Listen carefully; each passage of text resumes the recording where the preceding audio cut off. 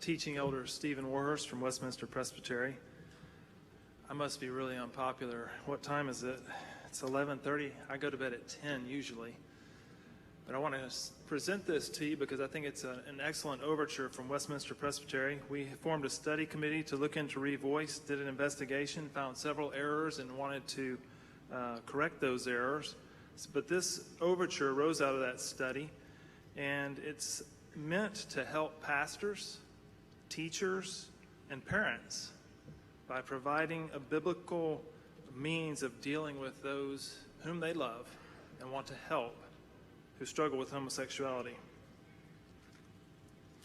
But we wanted to provide biblical clarity on this topic that enabled those who love people who struggle with this sin in two ways.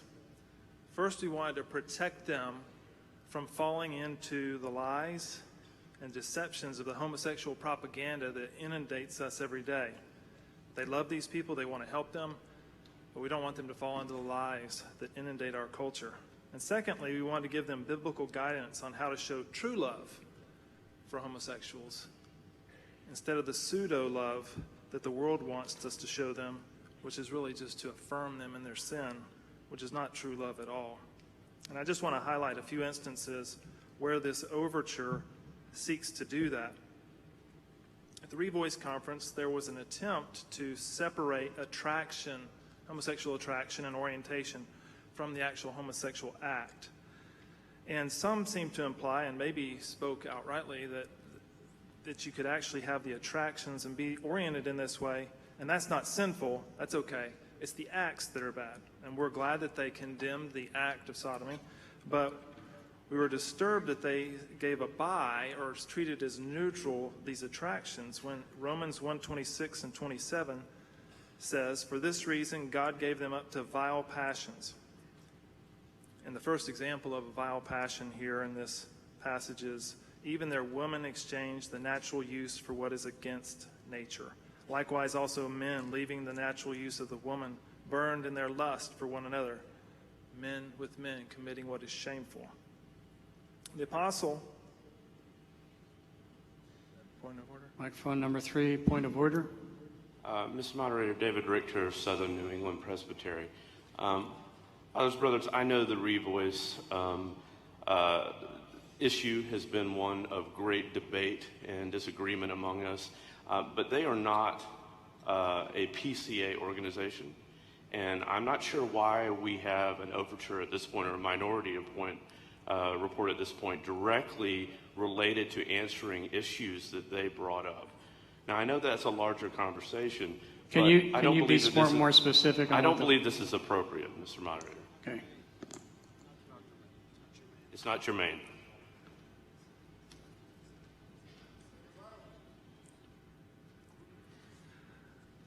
I think I have 15 minutes, right, to present the minority report? You may continue, but I'll stay at the mic. I won't go back to my chair.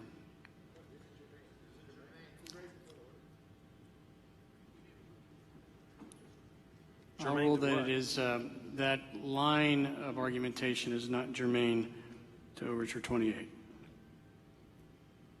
What was the ruling?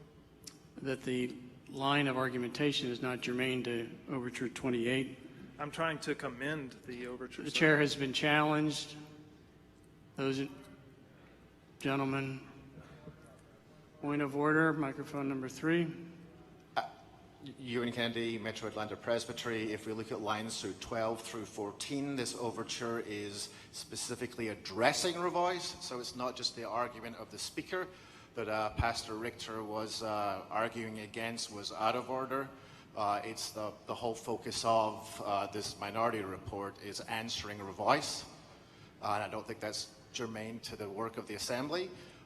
Especially when the Missouri Presbytery has already investigated a revoice at Greg Johnson's own request.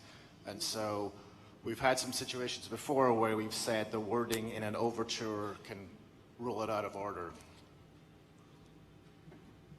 Mr. Warhurst, you may continue.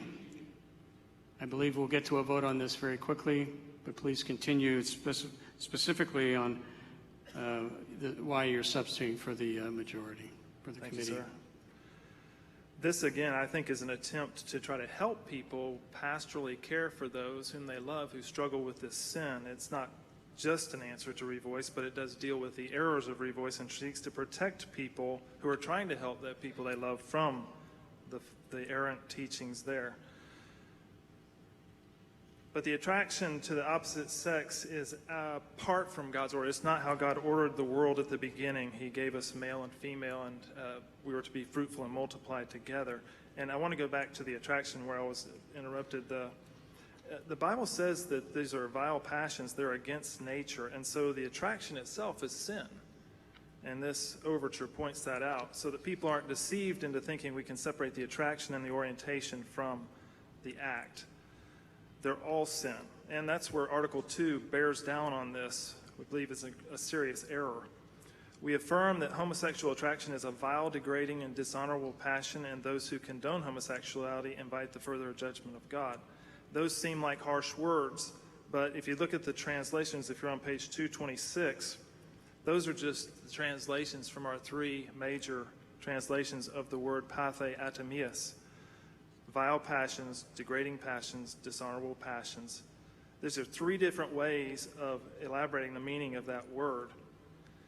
And if these things are vile, then we should not say that they're neutral or somehow not sinful. The American Psychological Association defines sexual orientation, and this is a big part of this debate, and we don't want people to be deceived as they help those they love and thinking sexual orientation is okay. Sexual orientation refers to an enduring pattern of emotional, romantic, and/or sexual attractions to men, women, or both sexes. In this case, it would be an emotional, romantic, sexual attraction to someone of the same sex. That's how the American Psychological Association defines it. Well, if sexual orientation is an enduring pattern of a vile passion or a vile attraction or a sinful attraction, then both the attraction and the orientation are sinful, both. And so if homosexual attraction is sinful, then homosexual orientation, which is an enduring pattern of that attraction, is also sinful. And we don't want people helping others to be deceived into separating them.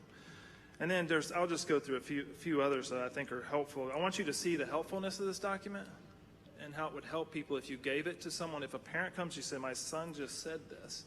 You can give them this document. It has affirmations and denials that make things clear for them, and it has biblical texts, which was one of the complaints about the Nashville statement. This has biblical text that they can look at most of the texts that deal with this issue in the scriptures.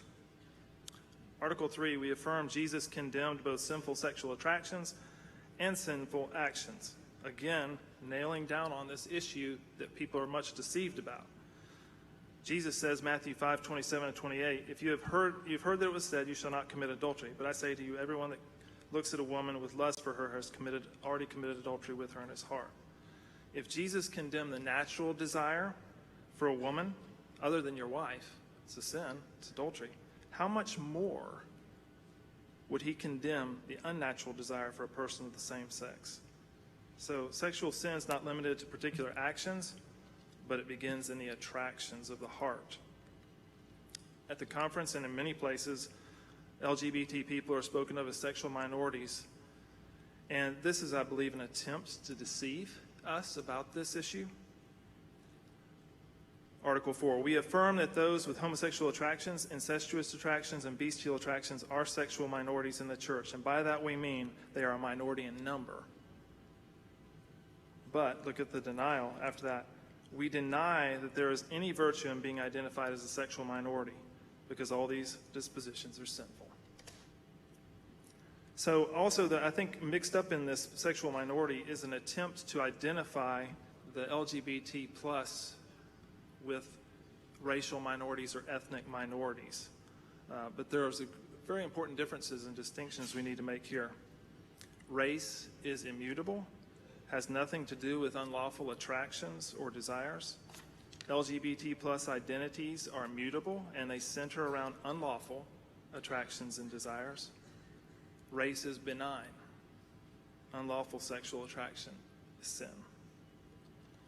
These are hard words, but these are words that people need to know if they're going to help others and not be sucked into the propaganda of the homosexual movement as they love those who struggle with this sin.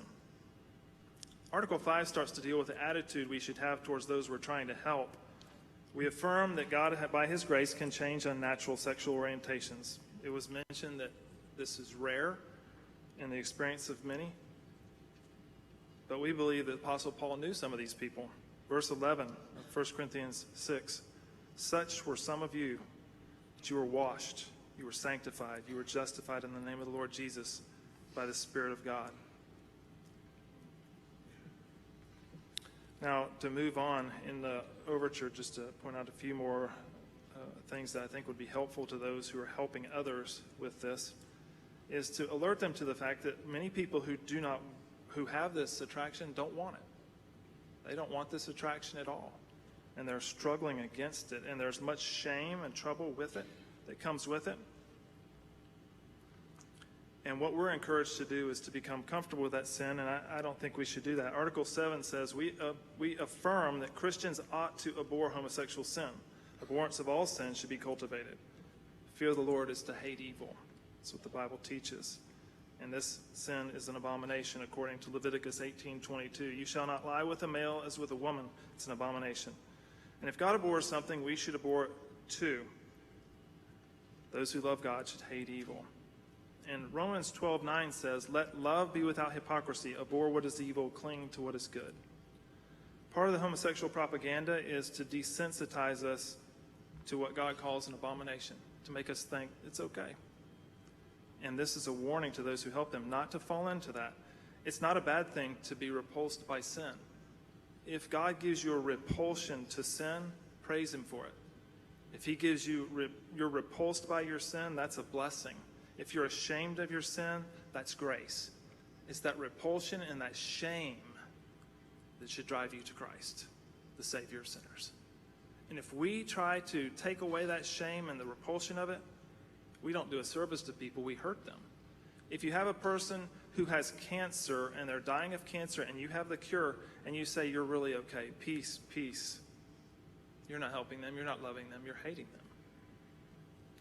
These people are struggling with a sin that is killing them, shame, all the struggles that they have with it, and we want to go to them and say, come to Christ. He'll save you from your sins. And shame seems to be a big part of this, and we shouldn't try to diminish it. We should say, yes, let that shame drive you to Christ, the only one who can take away the shame of sin. Jeremiah says in Jeremiah 6:14 and 15, speaking of these false prophets, they have also healed the hurt of my people lightly, saying, peace, peace, when there is no peace. Were they ashamed when they had committed abomination? No, they were not at all ashamed, nor did they know how to blush. Therefore, they shall fall. We do not want our homosexual friends to fall under the judgment of God. So we have to not say peace, peace to them, but say the shame is right. The disgrace is right. Forsake it. Turn to Christ. He's the one who delivers from shame. And Jesus did meet with sinners. He ate with sinners, tax collectors, and he said that he did not call the healthy, but he came to call the sick to repentance, sinners to repentance. So we don't affirm the sin, we call them to repentance. Well, it's late, and I hope that you see some of the virtues of this, and if we pass this will be something we can give to people who love people with homosexual sin. And take it as that. It's not an attempt to hurt them, it's an attempt to help them, and it's chock full of biblical proofs as to how we can best do that. Thank you for your patience.